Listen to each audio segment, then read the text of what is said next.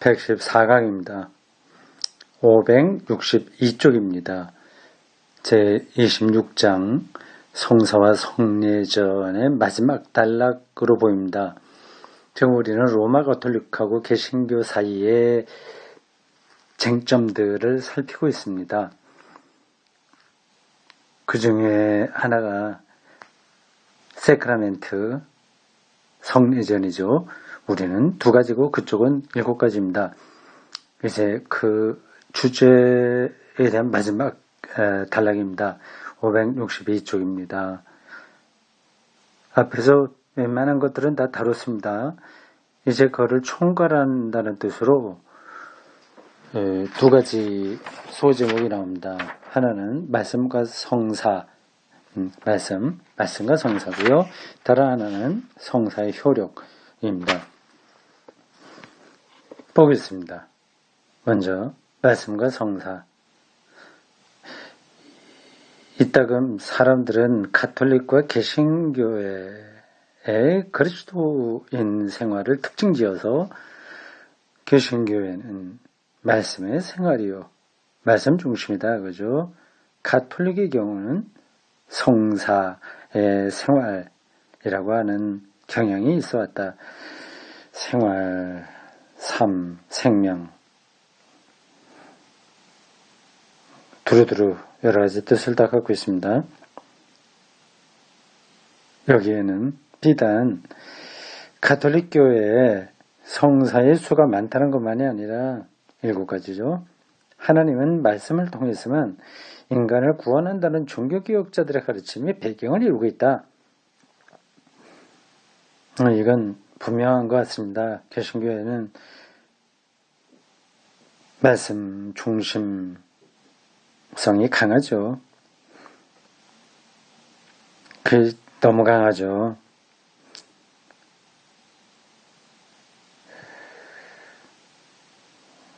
근데 그게 장점이기도 하고 단점이기도 합니다. 성사의 신비, 그런 것들 다 놓치는 거죠. 설교 많이 하고 성경 많이 읽고 하긴 하는데 그런 방식으로만 하나님을 경험하는 건 아니거든요. 신비가 필요한데 성례전의 신비, 그게 참 부족합니다. 세례도 형식적이고 성찬식도 형식적인 그런 경향이 강하죠. 조금 곧 회복돼야 될 것 같은데 잘 모르겠습니다. 이미 오랫동안 이 말씀 중심으로 맨날 새벽 기도에 가도 계속 설교 듣고 어떤 머리만은 아니죠. 가슴도 마찬가지 뜨거워지긴 하는데 어쨌든 언어 과잉입니다. 이러한 양분법에는 오해의 소지가 있지만 그러면서도 비단 종교개혁 당시만이 아니라 오늘날의 구체적인 상태에서도 미상불, 적절히 특징 짓는 바가 없지 않다. 그런 특징이 지금까지 살아있다. 그건 분명합니다. 종교개혁 당시에 루터가 가톨릭 교회에서 사실상 성사가 세크라멘트예요. 성례전이요. 이게 지나치게 과장, 남용되던 실정에 맞서서 입으로 전하는 말씀이 유일한 하나님의 은총의 수레라고 내세웠다면, 하나님 은총의 수레, 짐을 실어서 나르는 겁니다. 그러니까 말씀이 하나님의 은총을 받는 통로다. 그렇게 본 거죠. 그것은 당시로서는 상당한 이유가 있는 것이다. 당시에 로마 가톨릭 교회의 성례가 너무 과장됐죠. 그래서 거의 주술적인 의미로까지 확정됐습니다. 그게 결국은 면죄부에까지 이르게 되죠. 면죄부를 누구 이름으로 사면 죽은 조상이 연옥에서 천국으로 간다, 이렇게 한 거죠. 루터의 견해로나 오늘날 개신교의 일반적인 견해로나 성례전이란 특별한 형식으로 나타난 말씀을 의미한다. 그래서 성례전도 말씀으로 보는 거죠. 이거는 바르트도 분명하게 얘기했습니다. 성례전은 보이는 말씀이다. 루터도 그렇게 얘기했나요? 성례전까지 말씀에 포함시킨 겁니다. 현행적이며 가시적인 말씀이다. 보이는 말씀, 설교는 들리는 말씀. 이렇게 신교 입장을 표현할 수 있습니다. verbum, actuale, verbum, visibile, 라틴어예요. 성례전이라는 사실은 말씀과 요소가 뭐예요? 표지로 구성되어 나타난다. 그러나 결정적으로 중요시 되어야 할 것은 말씀이다. 개신교 입장이에요. 요소는 표시로서의 요소는 말씀을 더욱 뚜렷이 밝히기 위하여 말씀과 연결되어 있다. 함축적으로 개신교 입장을 설명한 겁니다. 덮어놓고 프로테스탄트 교회는 말씀의 교회요, 가톨릭 교회는 성서의 교회라고 부른다는 것은 과거의 교회 생활에 비춰 어느 정도 정당성이 있다고 하더라도 옳지 못한 일이라 하겠다. 말씀과 성사라는 공식은 여러 가지로 이해 해석될 수 있다. 그러나 한 가지만은 확실하다. 말씀과 성사가 서로 모순된 역할을 하느냐는 물음에 그랬다고 대답할 그리스도인 교파는 하나도 없을 것이다. 이건 분명한 거죠. 이게 모순되는 게 아니죠.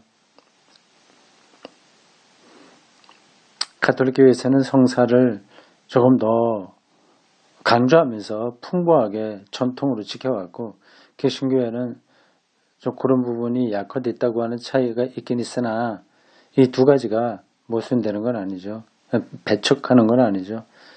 그러나 교파에 따라서 강조하는 바가 제각기 다르다는 것도 분명한 사실이다.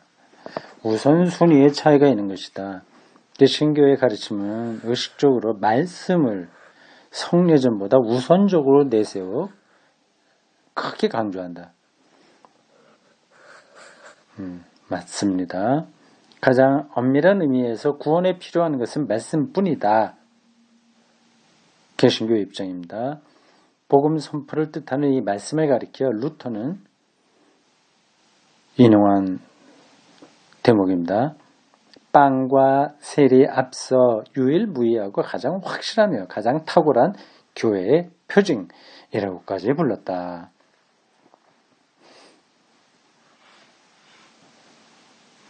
성례전들, 이건 주로 세례와 성만찬을 가리키는데, 성례전들이란 말씀이 인간에게 효력을 미치는 특수한 방식들이다. 무엇보다도 복음과 설교의 말씀이야말로 구원을 약속하고 실현할 능력이 있다. 말씀이야말로 제1의 성례전이라고 할 수도 있다. 보통 의미의 성례전에 구원의 힘이 있다는 것은 어디까지나 거기서도 말씀 자체가 선포되고 약속된다는 의미에서 그렇다. 개신교 입장이에요. 계속해서 지금 그렇습니다. 성례전은 결국 2차적인 의미에서 구원의 힘이 있을 뿐이다. 주저하다시피 이런 견지라고 해서 성사, 성례전적 구원 예식들을 그리스도 교회에서 근본적으로 배격하는 방향으로 나아가는 것은 아니다. 그러나 역시 이런 예식들을 단호히 복음과 설교의 말씀 아래에 종속시키는 것만은 확실하다. 개신교 입장에서 그렇습니다. 또 이런 근본 견해가 성사의 수를 세례와 성만찬이라는 두 가지에만 한정시키는 요인이 된 것이다. 여기까지 특별하게 이해하기 어려운 부분은 없죠. 또 가겠습니다. 이와 같이 말씀과 성사라는 공식 속에는 마치 가톨릭과 프로테스탄트의 성사 교리의 차이가 전부 집약되어 있는 것 같다. 그러나 실상 이 대립은 보기만큼 그렇게 큰 것도 아니다. 우선 역사적 조건으로 인한 오해들과 과열된 논작으로 인하여 과장된 표현들로부터 말끔히 쓸어내야겠다. 과장된 표현들을 좀 정리해보자, 그겁니다. 서로 다투다 보면 표현들이 극단적으로 나가게 되거든요. 그걸 좀 정리해보자는 겁니다. 그러면 핵심 문제가 뚜렷이 드러날 것이다. 이 핵심 문제라는 것도 과거보다 오늘날에는 더 쉽사리 또 더 큰 희망을 가지고 마주할 수 있게 되었다. 그 분리의 아픔, 그게 이제는 좀 정리가 됐으니까 차분하게, 냉정하게 이 사태를 잘 보면서 서로 입장을 이해하고 공동의 장을 펼칠 수 있다고 하는 겁니다. 부분적으로 이미 뚜렷한 의견 일치가 나타나고 있다. 실상 가톨릭 교리도 말씀과 성사를 참으로 동렬해 놓고서 마치 이 두 가지 또는 그 이상의 구원 수단들이 제각기에 따로 인간에게 하나님의 은총을 전달하는 양으로 보는 것은 아니다. 일곱 가지 수단 모든 것을 다 말씀과 같은 차원으로 보는 건 아니라는 겁니다. 말씀과 성사는 서로 통한다. 물론 양자가 모든 면에서 간단히 일치하는 것은 아니다. 말씀은 성사, 세크라멘트, 성례전에 고유한 모든 것을 내포하는 것이 아니다. 각각 여러 가지 각 성사 종류에 따라 말씀과의 관계가 다른 겁니다. 양자의 상호관계는 좀 더 복잡하다. 인격적으로 구원을 약속해주는 말씀이 없이는 구원의 효과를 낳는 은총의 수단으로서의 성사는 생각할 수조차 없다. 그러니까 말씀이 근본에 놓이지 않는 성사는 구원의 혹은 은총의 수단으로서 충분하지 않다는 겁니다. 그런가 하면 또 교회 내의 구원의 표징으로 각 성사는 그 나름으로 은총을 낳는 말씀의 효력을 보완해주고 있다. 성례전의 신비죠.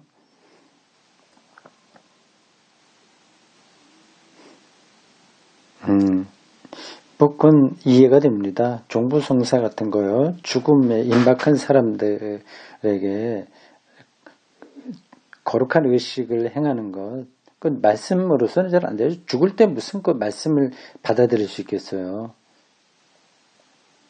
숨 넘어가는 순간에는 그런 성사가 나름으로 효과가 있습니다. 말씀만으로는 효력이 미칠 수 없는 인간 생활 영역에도 성사는 효력을 미치기 때문입니다. 바로 앞에서 제가 설명한 그 종부성사의 그 좋은 점입니다. 또 바로 여기에 성사의 고유한 특성이 있는 것이다. 하나님의 말씀, 즉 로고스를 통하여 세계는 창조되고 구원되었다. 이 로고스는 유기되었다. 요한복음 1장에 나온 것들을 정리하는 겁니다. 로고스, 태초에 로고스가 있었다. 말씀이 있었다. 말씀이 육신이 되었다고 하는 겁니다. 이런 것들이, 이런 표현들이 굉장히 깊은 의미가 있습니다. 이게 또 따라가기도 쉽지는 않아요. 로고스가 어떻게 창조의 근원이냐, 그 로고스가 어떻게 육신을 입었냐, 이런 것들이요. 그러니까는 철학적인 사유가 있어야만 이해가 됩니다.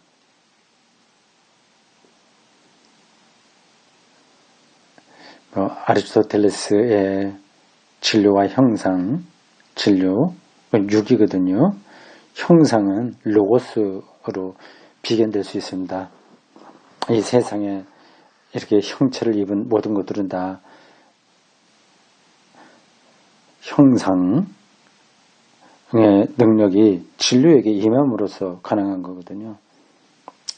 하여튼 뭐 그렇습니다. 따라서 이 하나님의 말씀 자체는 듣기만으로는 부족하다. 비단 그러니까 로고스는 관념적이니까요. 진료 필요한 거죠. 비단 입으로 말하는 설교에 의해서만이 아니라 몸으로 체득되어야 한다. 이 말씀에 대해서는 성서 문제까지 이르지 않고서는 생각해 볼 수조차 없다는 것은 그렇게 당연한 일인 것이다. 이 마지막 문장이 뭐예요? 이 말씀에 대해서는 성서 문제까지 이르지 않고서는 이건 뭐 접어두십시오.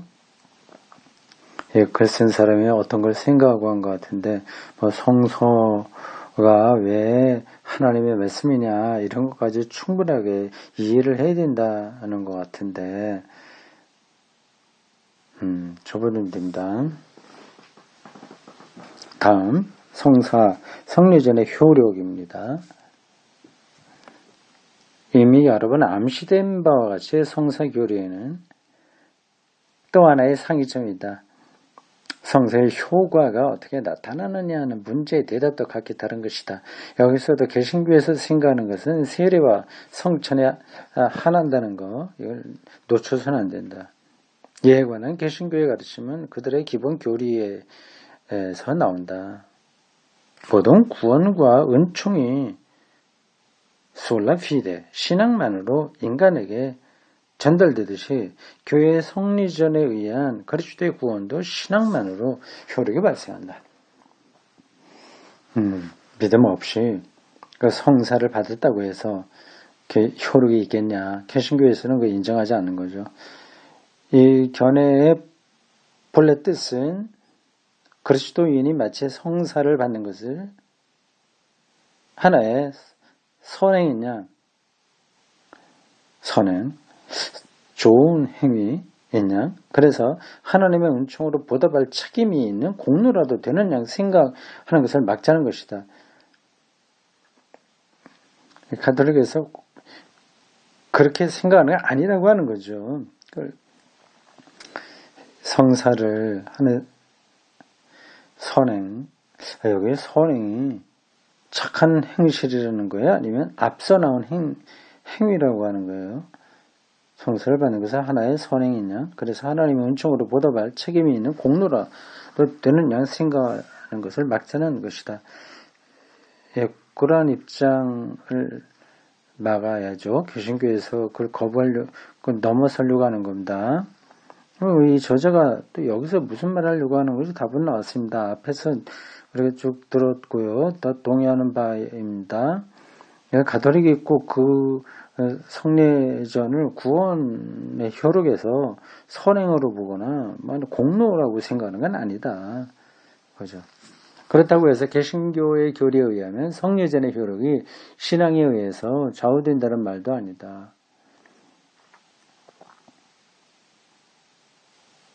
그 오해를 배제하기 위하여 루터교 측에서는 불신자들의 먹음, 성례전을 취하는 것, 떡과 포도주를 먹으면 불신자들이 믿지 않는데도 그 성례전을 받을 때 어떻게 되냐 하는 거죠. 이런 말을 강조했다. 신앙은 성례전을 만드는 것이 아니라 받는 것이므로 불신자들도 성찬을 받아 먹을 때에는 그것으로 구원에 이르지를 못하나 참으로 주의 몸을 먹는다는 것이다.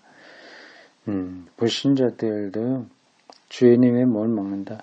대구 샘터교회, 서울 샘터교회도 마찬가지인데 성찬 예식할 때 세례받지 않은 사람들도 다 참여하게 합니다. 이렇게 신앙이 강조되는 데 반하여 가톨릭 교회에서는 중세 이래로 또 지금까지 성사란 그 자체의 실행에 의하여 그 성사가 집행되는 것 자체가 효력이 나는 것이라고 가르쳐 왔다. 믿건 믿지 않건. 이렇게 되면 성사란 하나님 앞에서의 어떤 독자적인 공로로서 그 자체만으로도 가치를 지니게 되는 것이 아닐까.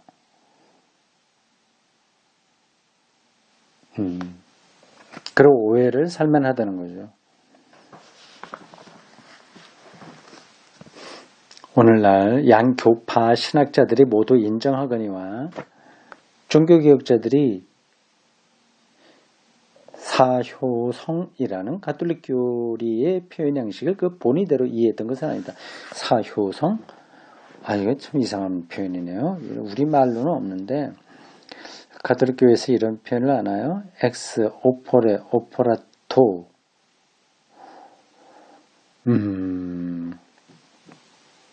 일이 효과가 있는 어떤 것, 뭐 이런 뜻으로 보여요. 성례전을 실행하면 그 자체가 실행되는 거다. 효과가 있다고 하는 겁니다. 아마 이게 라틴어로 관용구처럼 사용되던 것 같습니다. 근데 그건 아니라고 하는 거죠. 가톨릭 교회가 그렇게 생각하지는 않는다. 성사는 하나님이 친히 제정하신 것이며 따라서 인간의 남용에 의하여 허사가 될 수는 없다는 것이 그 본이다. 그걸 강조하려고 했다는 거죠. 그러니까 준비가 되지 못한 사제가 집행하더라도 그거는 효과가 있다고 하는 겁니다. 종교개혁자들의 오해는 결코 우연한 일만은 아니었다. 이 표현 형식에 대하여 후기 중세 신학이 내린 해석으로 말미암아 일반 대중의 신심 생활에 있어서는 성사가 마치 마술처럼 마술, 주술이죠, 주술처럼 자동적으로 효과를 낳는 것과 같은 관념이 조장되어 있었던 것이다. 앞에서 말한 면죄부 같은 거요. 마술적인 거죠. 여기에 종교개혁자들이 대항했다고 하는 것은 당연한 일이다. 다만 그들이 공격한 것은 참으로 가톨릭 교리는 아니었다. 그런데도 아직도 깊이 오해가 남아있으니 이것은 시급히 불식되어야 할 것이다. 종교개혁자들의 항의의 근본 이유가 되는 문제, 즉 구원이란 과연 신앙만으로 이루어지느냐, 또 어떤 의미에서 그러냐 하는 문제에 있어서 진전이 없는 한 결정적인 진전이 이루어지지 않을 것이다. 솔라 피데에 그것만으로 구원이 주어지나 아니냐 하는 그런 문제, 신학적 문제가 해결되어야 된다는 거죠. 좀 까다로운 문제입니다. 일단 이 문제에 있어서 일치가 이루어지는 한 성사의 효력 문제도 일치가 이루어질 것이다.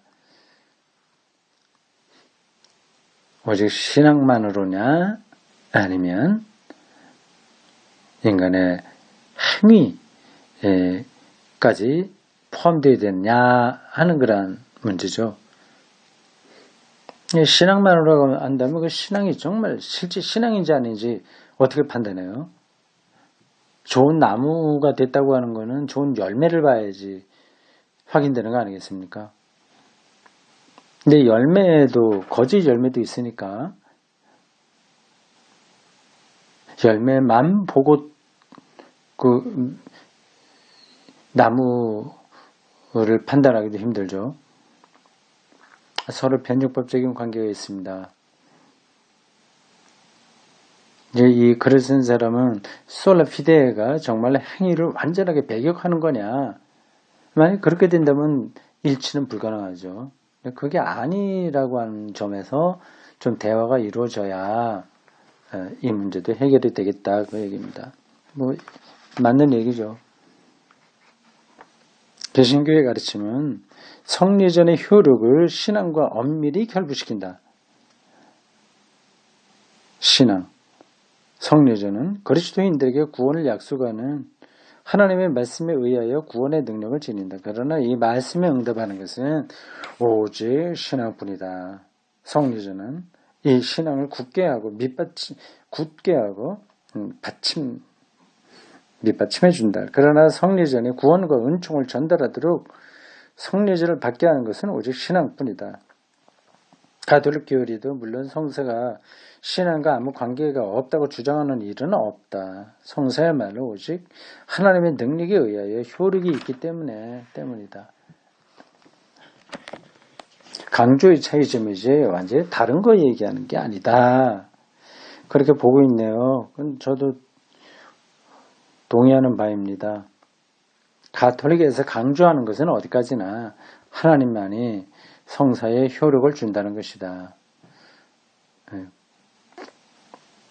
그걸 강조한다는 거죠.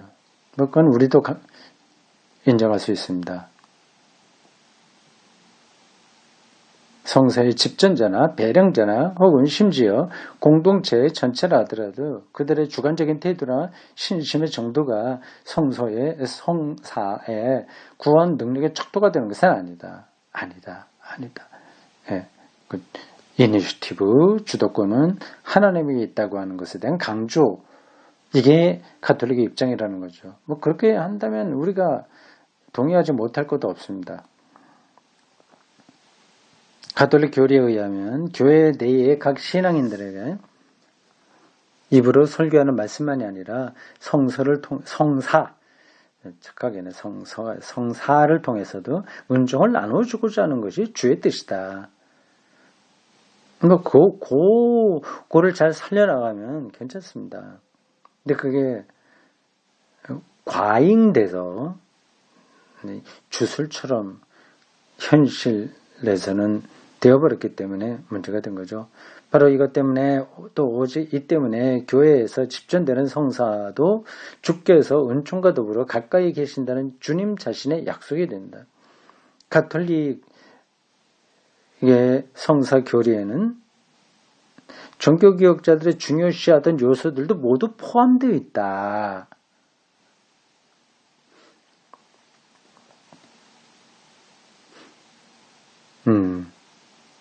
그러니까 일치의 가능성이 있는 거죠. 종교개혁 당시에는 그 중에 많은 것들이 교리상으로나 실천상으로나 모호해져 있었다.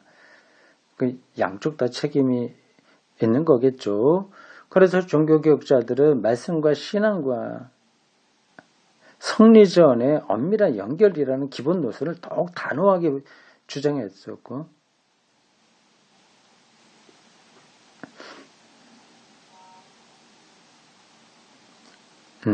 여기 교리성으로나 실전성으로 많이 모호해져 있다고 하는 것은 양쪽 다 책임이 있다는 뜻이 아니라 종교개혁, 로마 가톨릭 교회 7가지 성사가 이런 신학적인 근본을 놓치고 이게 모호해졌다고 하는 그 얘기입니다. 그래서 종교개혁자들은 더 강력하게 자신들의 입장을 주장했고, 그래서 더 성사의 근본 신학적인 의미를 찾는 그걸 거부했다. 그 이상의 동기와 전승들을 부과시키는 것을 거부했다. 이게 점점 더 명백한 데에만 종교개혁자들이 이렇게 집중한 거죠. 세례와 성 만찬만 붙든 거죠. 나머지 것들은 모호했으니까요.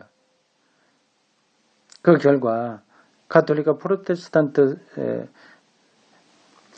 성사 교리는 성사 전반에 걸친 근본 견해에 있어서 일단 둘로 완전히 구분되고 더 나아가 대립된 처지에 서게 된 것이다.